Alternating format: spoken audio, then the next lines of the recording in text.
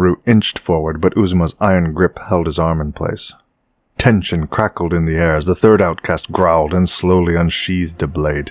The sharp glint of steel filled the air with a sense of dread.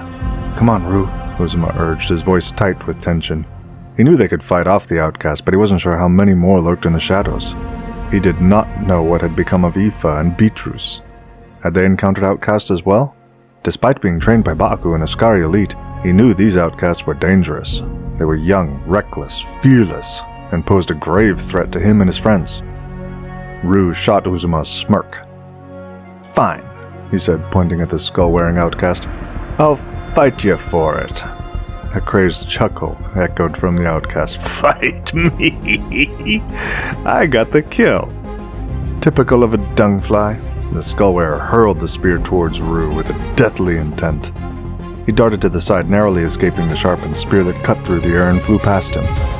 A sphere of red energy crackled and flew towards him, but he held up his arm and with a yell of defiance released a vibrant blast of yellow boko from his palm.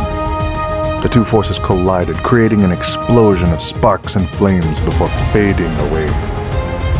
The third outcast viciously swung his sword at Uzoma, but he expertly deflected each strike. With a swift and powerful motion, Uzoma whipped his sword around, sending the blade of the outcast spiraling toward the sky. He wasted no time, kicking the outcast hard in the chest before snatching the sword as it plummeted back toward the ground, and pressing both blades against the outcast's throat. "Yield," Uzoma demanded. "Please don't kill me," the young outcast begged. The skull-wearer dashed to get his spear while the Blackguard outcast and Ru exchanged blasts of boko, neither having the advantage.